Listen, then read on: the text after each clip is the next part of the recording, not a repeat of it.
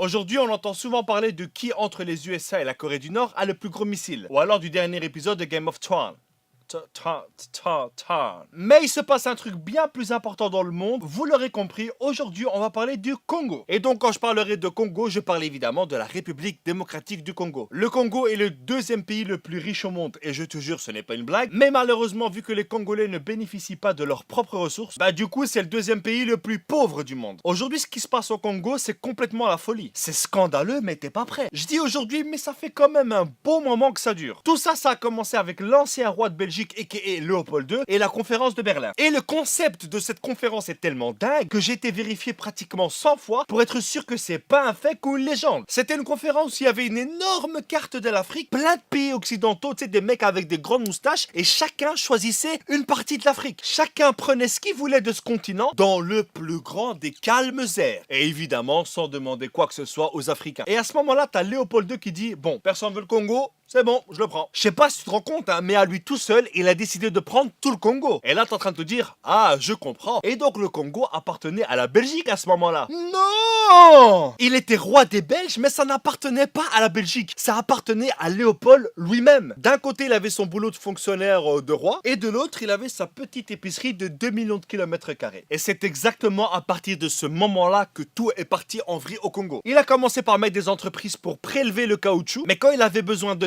qui malheureusement appartenait à d'autres êtres humains. Les négociations, elles étaient super simples. Je te donne 3 vélos, une casserole et tu me donnes ta terre. Et évidemment, si la personne d'en face refusait, c'était encore plus simple. Tu me donnes ta terre ou je te prends la vie. Et avec ses explorations, ses exportations, cette envie de richesse, il a à lui seul décimé pratiquement 15 millions de personnes. Ce qui représentait à l'époque quand même la moitié de la population congolaise. Là c'est chaud là. Là, c'est chaud, quoi. Et le pire, c'est qu'il a jamais mis les pieds au Congo. Il faisait tout ça à distance. Évidemment, un jour, t'as les Congolais qui en avaient un peu marre de cette situation et qui ont exigé leur indépendance. Et là, t'as les Occidentaux qui ont dit ok, ça va, vous pouvez. Du coup, il y a les Congolais qui élisent leur premier ministre, c'est Monsieur Lumumba, et leur premier président, c'est Monsieur Kasavubu. Et là, tu dis, ils ont un premier ministre, ils ont un président, ils l'ont élu, c'est bon, ils sont indépendants. Mais c'est mal connaître l'Occident. Le Congo avait évidemment son armée constituée de Congolais, sauf tous les hauts gradés, caporal, chef, capitaine, ce que tu veux, ils étaient tous belges. Donc pour un Congolais, tu lui dis qu'il est indépendant, mais que son chef s'appelle quand même Eric Van Den Put, mais où est le respect? Du coup, après seulement 3 jours d'indépendance, l'armée se rebelle. Quelques semaines plus tard, la province du Katanga se dit indépendante. Et pour ceux qui savent pas, Katanga, c'est juste la province la plus riche de Congo. C'est là où il y a du cuivre, de l'uranium, des diamants, enfin bref, la folie. Et c'est là aussi où il y a plein de pays occidentaux qui prélèvent tout ça. À ce moment-là, Lumumba demande l'aide de la Belgique qui lui disent non. Mais en même temps, les rebelles qui voulaient que Katanga soit indépendante, eux, ils étaient soutenus par la Belgique. Et on se demande bien pourquoi, mais évidemment ceci ça ne nous regarde pas. Donc en gros, leur indépendance, elle a duré max 48 heures. Lumumba, qui n'était pas trop d'accord sur ce qui se passe au Congo, a demandé à la Belgique et à d'autres pays d'arrêter de voler leurs richesses. Et devinez quoi? Il a été tué. Mais ça, on commence à avoir l'habitude. Et l'officier qui a fait ça, il a gardé les dents de Lumumba dans son jardin, histoire de garder des preuves pour dire c'est moi qui l'ai fait. Ensuite, il y a eu Mobutu, et ensuite, il y a Kabila Père, qui, entre parenthèses, lui aussi s'est fait tuer dans des circonstances.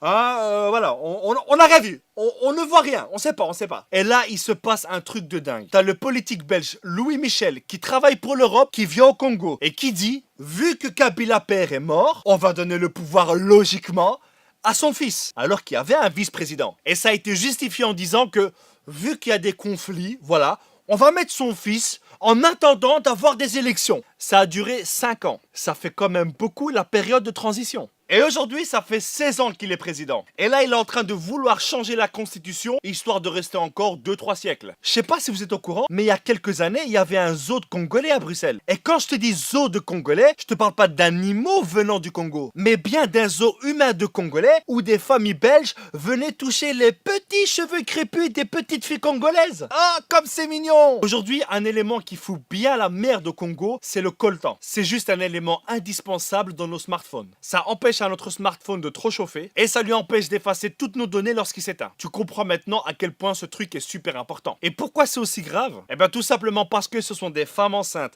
des enfants, des hommes qui sont payés 2 € par jour pour extraire ce précieux minerai. Et il y a des millions de personnes qui meurent à cause de ça. Et tous les fabricants de smartphones, d'ordinateurs, de tablettes utilisent le coltan congolais. Et ce coltan qui pourrait faire vivre tout le Congo est sorti illégalement vers le Rwanda qui le réenterre pour qu'ils puissent dire on est les premiers producteurs de coltan au monde.